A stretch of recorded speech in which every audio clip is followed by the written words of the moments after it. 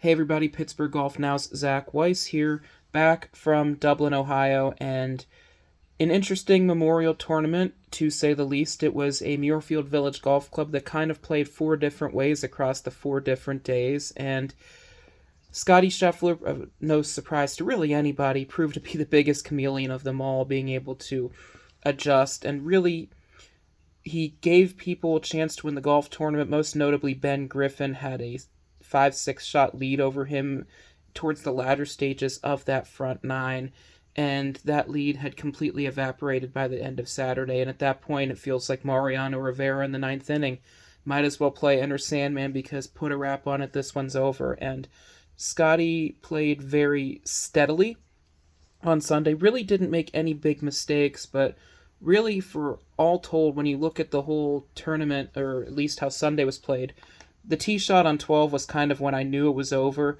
It would have been easy to go middle of the green, but he still played just enough edge to get it into that 15-20 foot circle, and really, he was very clear that he was not going to make a mistake.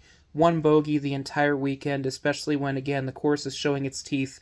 Lots of complaints from the Saturday morning wave about mud balls in addition to the wind, but a lot of the afternoon wave, the leaders, really didn't find as much fault with it, for whatever that reason might be. And they knew that the course is a challenging course, and quite frankly, this is probably the most accurate preview for Oakmont Country Club and the U.S. Open, which will transpire next week after this Canadian event here coming up this week with the RBC.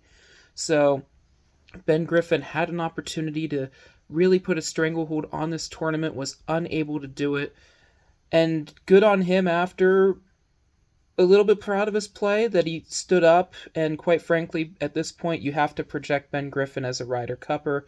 Him and Scotty Scheffler at this point being a duo in a Ryder Cup pairing would be a very smart move from Keegan Bradley, or whomever the captain is, if Keegan happens to play his way in and pick himself.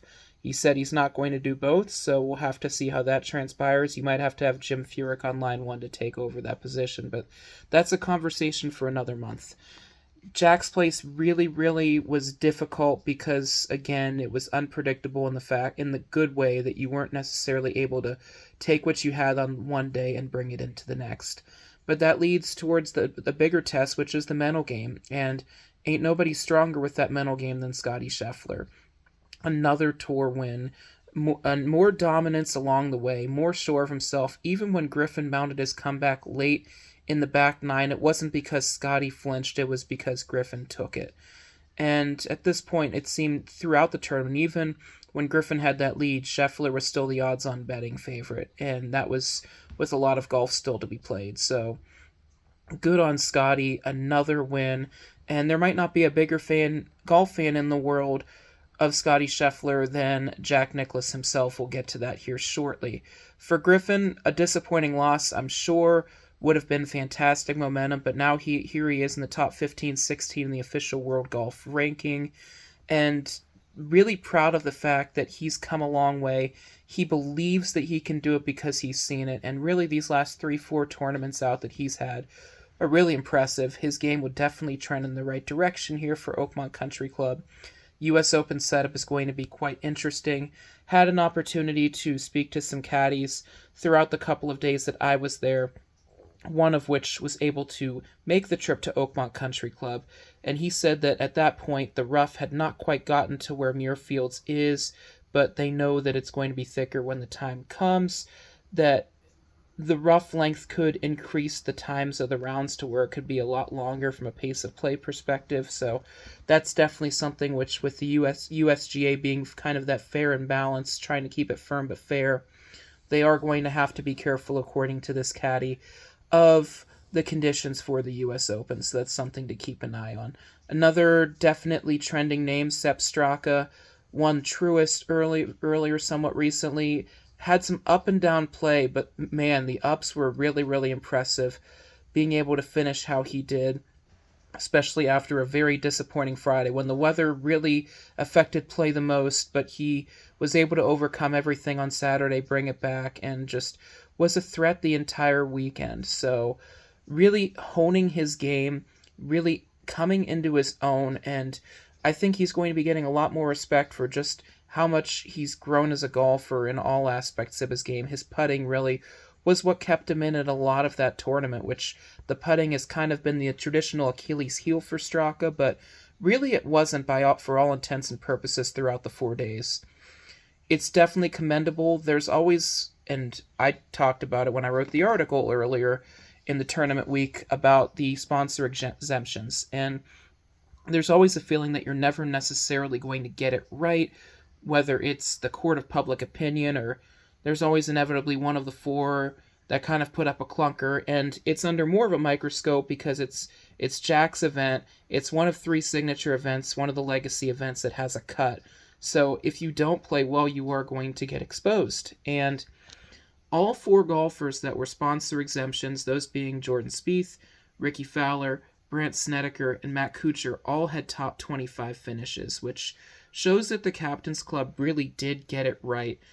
Spieth was really a threat throughout the weekend, kind of faded towards the mid-late portion of the back nine, but it feels like some of his confidence is coming back. He said on Saturday that it kind of felt like 7 out of 10, and that's probably the best he's felt all season, so how convenient that he feels the best that he's felt, knowing that he's going to be really close to this U.S. Open, where, of course, he's had some success before. So credit Jordan Spieth for the continued growth. Credit Rickie Fowler for taking advantage of the opportunity as well.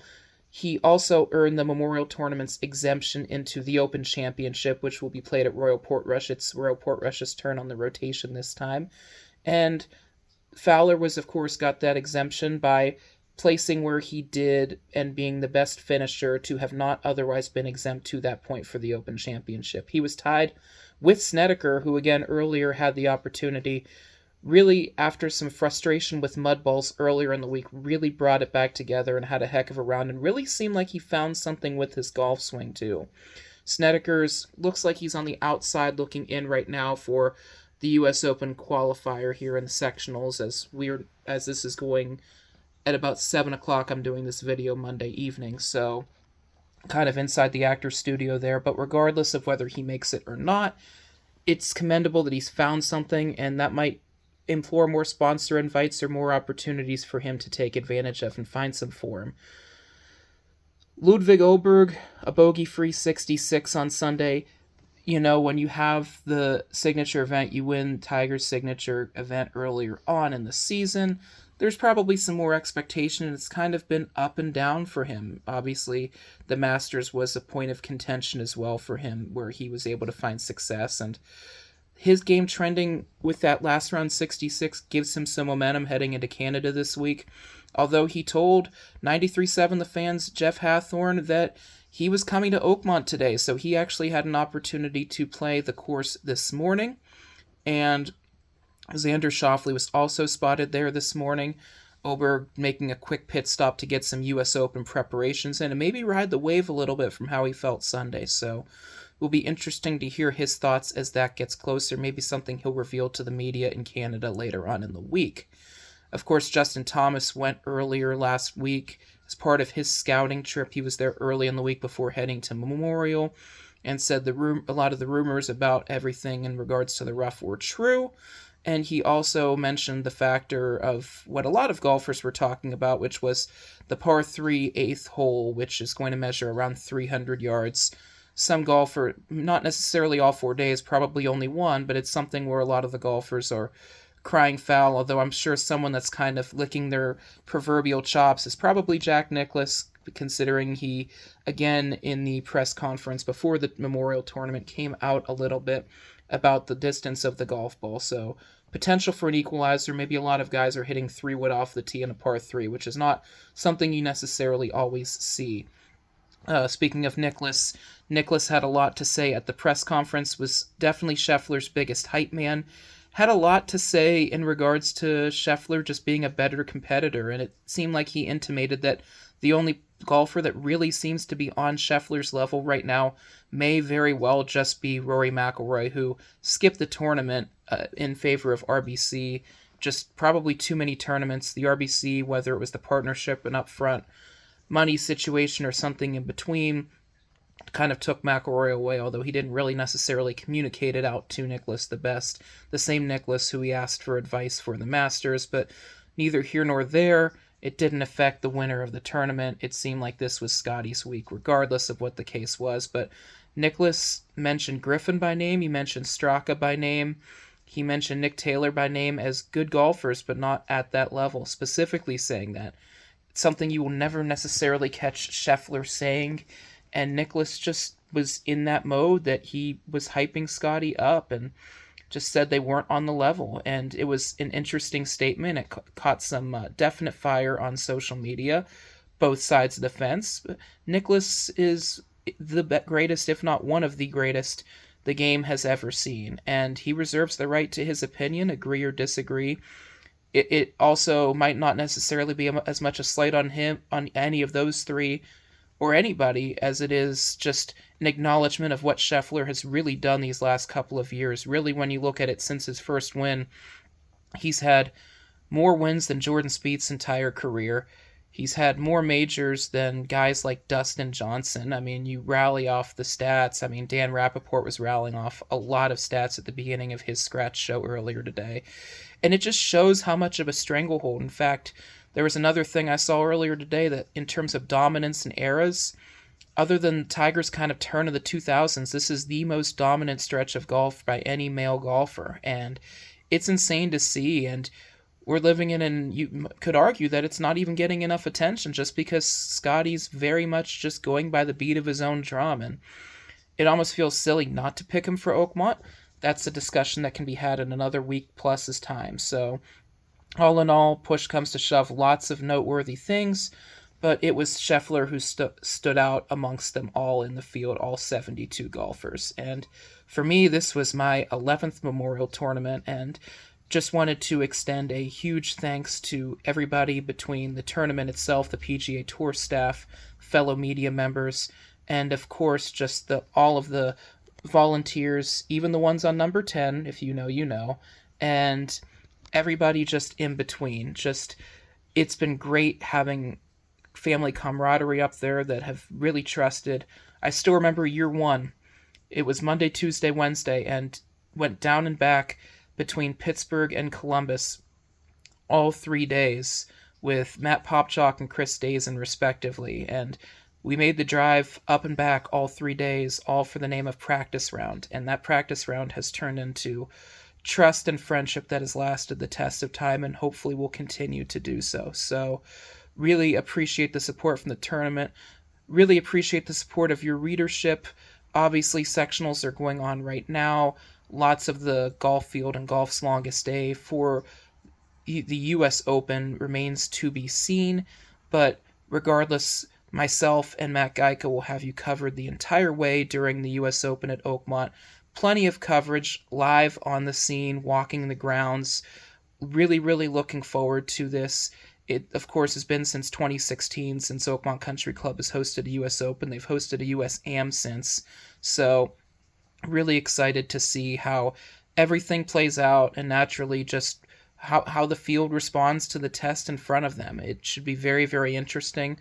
Oakmont, of course, has been a historic site for the USGA. It's now an anchor site for the USGA, so kind of the first taste of what that's going to look like is going to come next week. Fingers crossed that Mother Nature behaves, and if you're going, it should be a lot of fun. If you're not going, it should be a very, very enjoyable watch. But regardless, myself and Matt will have you covered the entire week. Really, really looking forward to this. Thanks for your support, and from the confines of Pittsburgh, this is Zachary Weiss signing off.